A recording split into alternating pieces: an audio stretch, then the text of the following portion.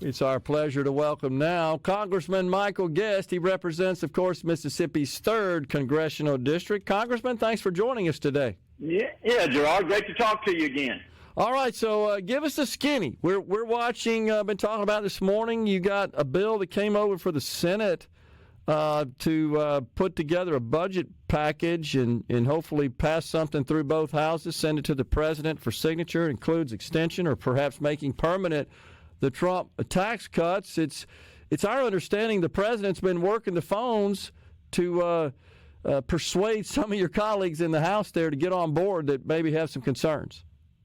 Yeah, you're exactly right, and I think the president has been successful. That bill is right now supposed to hit the floor late this afternoon. Okay. The concerns around that bill, Gerard, is the House worked extremely hard to pass our budget instructions.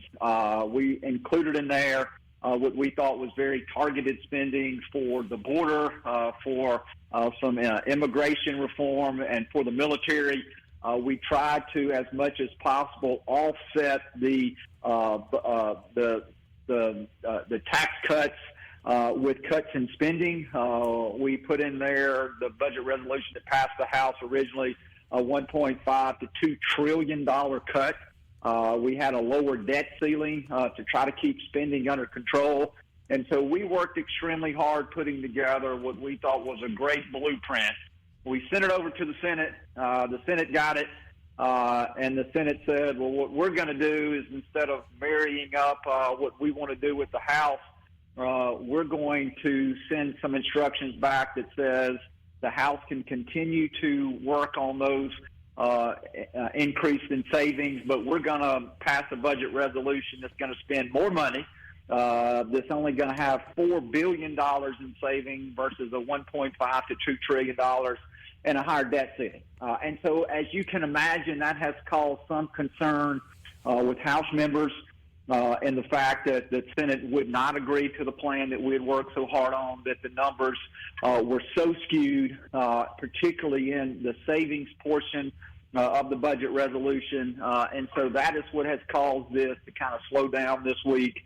But the president has assured all members of the House that when the final package comes out, that it's going to look much closer to what the House is asking for versus the language put in by the Senate. Okay. And so that has caused some people who had concerns now to come back around. But this is the first step to unlock the process. We've got to make sure that we match up and we pass the same legislation that passed out of the Senate. And it is very likely that that legislation will pass later today. Okay. Well, I appreciate that update. That's good. That's good information there. So, I thought it was almost a joke, Congressman, when I saw the Senate's measure had a $4 billion floor on spending adjustments, and just to once again clarify for our audience, we're talking about over 10 years. These budget packages, all these measures that deal with financial aspects of government spending and also revenue, they're always scored over a 10-year period, is the way the CBO does. It's also the way the Senate parliamentarian scores it to consider it for eligibility to pass through simple majority. But $4 billion, that's nothing over 10 years. Yeah. That's right. That is nothing but a rounding error in the federal government over a 10-year window.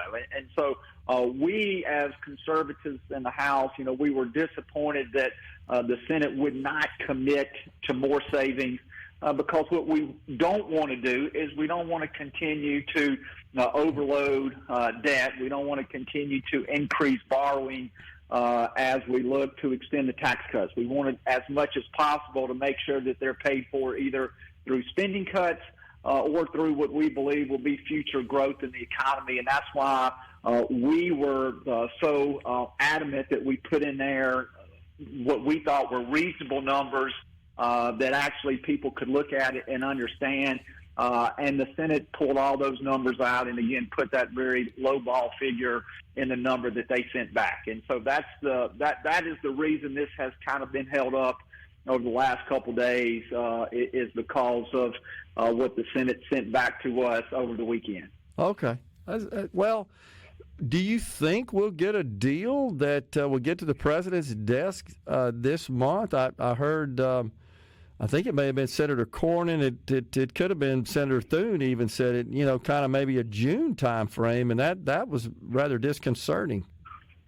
The Speaker's timeline is if we can get the budget resolution, if we can get it passed and sent to the president this week, that even though we're going to be out next week, the week leading up to Easter, that the committees of jurisdiction will begin writing up those spending increases and the spending cuts in hopes that as we move into early next month in May when we're here, that we can either get a bill completely across the finish line or that we can make great progress during the 3 months that we're going to be here in the month of May. And so that is the Speaker's timeline. It is somewhat ambitious, but he hopes to have something out of the House by end of May, sending it over to the Senate in June, where they have a much more lengthy process that they have to go through procedurally to get the bill on the floor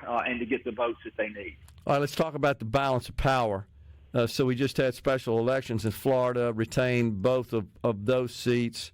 So where do we stand now with a difference of 9? Do I have that right? That we could lose 4? So we have we have actually a 4-vote majority right now. Okay. So we can lose 4 votes and still pass legislation with the 2 pickups in Florida. And look, the thing about those 2 seats is, in those both of those congressional districts, we were outspent in one district 10-1, being the Democrats dumped $10 million into a race that Republicans spent $1 million.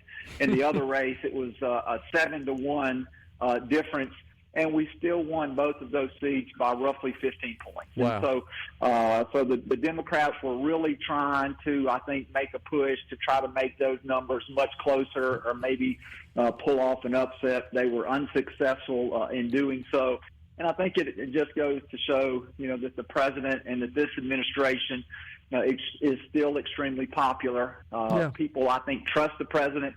They trust the president that he's going to make the right decisions for the country, and they're willing to kind of walk with the president, particularly along, what we've seen over the last week or so with the tariff situation.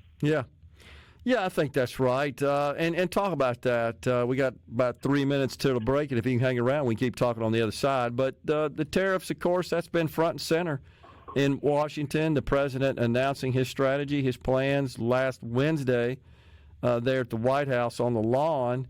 And, the reaction's been somewhat mixed, even among Republicans. The White House reports some 70 countries have reached out to negotiate deals. What are your thoughts at this point? I think the president, is using the tariffs to try to renegotiate a lot of the trade deals that we've seen. And look, the markets have reacted negatively. I see the markets are back up today, but since then, we've seen just a huge loss in the financial markets. But as long as these trade disputes, these tariffs, as long as they are short-term drawers somewhere between 60 to 90 days, and we're able to renegotiate more favorable trade terms with many of these countries, I think what we're going through right now would be something that the American people, when we get to the other side, will say, well, it was worth that short-term pain because the markets have recovered, the price of goods have gone back down. I think it becomes problematic if this becomes a long-term trade war. If we get into the situation to where, 3, 4, 5, 6 months from now, that many of these tariffs are still in place, that Americans then really begin to feel it in their pocketbook, having to pay our higher cost every time that they go out to purchase goods and services. I think at that point, that's when you're going to start seeing or hearing more feedback from the rank and file American public. I think you're exactly right. I think everybody is willing to make some sacrifices to try to reset this situation and eliminate these disparities. But if it endures, it becomes a problem for a lot of Americans, and it becomes a political problem. We got a break. Can you hang around? Keep talking? Yes, sir. I would love to. Thank you. Great. We got Congressman Michael Guest on the line with us. We're coming right back in the Element Wealth studio. We're visiting with Congressman Michael Guest. So the congressman just informed us that he expects that they'll be working out more details on the framework of a budget package. And so you were talking about just the willingness of the American public to just be patient. I think we'd have to also agree, Congressman, that also applies to getting the Trump tax cuts extended or hopefully made permanent. Clarity there would be huge for our economy because right now there's still concern about that. You're right. I think, Gerard, that if we get to this summer, if Congress can extend the tax cuts permanently and maybe even expand some of those cuts. I mean, the president has campaigned on no tax on tips, no tax on overtime, and so there's some other additional tax incentives that we want to look to try to see if we can find a way to include those in the package that we're going to ultimately put forward. That as you begin to roll back the tariffs that the president has put in place, I mean, I think you could see an incredible explosion within the economy. And I think that, what we've seen is a huge market overreaction. I see now as we're speaking, it looks like the Dow's up 1,400 points. Let me interrupt you there, Congressman. That's because, Rhino, check us out on this. On the television and studio here, it says that the president has announced a 90-day pause on tariffs. That's why the markets are going crazy right now. That's on the channel right now in the studio. Rhino shaking his head. So, but remember, this happened a couple of days ago, and it turned out to be fake news. That's why the markets ran up and then closed down. The markets were up, and then they were back down. 2,000 points in about 3 hours. They swung. So, but this looks real. I mean, this is being reported. I'm watching the reporters on Fox Business. They're all on their phones, reading the notifications. So as we're on right now, exactly breaking news. That's happening right now. White House with Trump announcing a pause. Yeah. And look, this just goes to show, that the president, he has the best interests of the American people at heart. He wants to see our economy grow. He wants to see Americans prosper. And so if the president, if this information it is true, which I agree, it does appear from what I'm also seeing on television right here, that the president is listening to economists. He's listening to those people around him to make sure that he's not doing something long-term that has a negative impact on the economy. And it does give them additional time to go back to these countries that he was going to impose a reciprocal tariffs on, try to have the ability, that 90 days to negotiate to make sure that in some of these cases that we can find that soft spot, that middle ground that the president is looking for. Yeah, and look, we still have a problem to solve. I think we would all agree on that. And you have to applaud the president for making it an issue, because in the past it just never gotten any attention. I mean, the Biden administration, the Democrats, at one time, going back even to the 90s, of course, right there in the House floor, Speaker Nancy Pelosi even went to the well to talk about the trade disparity. Like, where are they today, Congressman? They have short memories. Well, you're exactly right. We've seen so many countries take advantage of us economically by imposing heightened tariffs on American goods, but yet then we impose no or little tariffs on the goods that they send into our country. And the president wants a level playing field. Look, and I believe, and I know you believe, Gerard, that with a level playing field, that Americans can compete globally with any country on the face of the earth. Oh, heck yeah. So we've just got to make sure that we have that ability. And look, we also want to make sure we're returning, that we're onshoring back to America some of those crucial jobs that we have allowed over the last several decades to leave America. We got to make sure that, we once again become a country that can manufacture the things that we need. And I think that's what the president is looking at doing. He's a businessman at heart. He wants to see this economy grow. He wants to see Americans prosper. And so, the last thing the president wants to leave is a legacy of a bad economy and a stock market that has dropped dramatically on his watch. Yeah. Well, by the way, Rhino just sent me a note. It's a 90-day pause on everybody but China.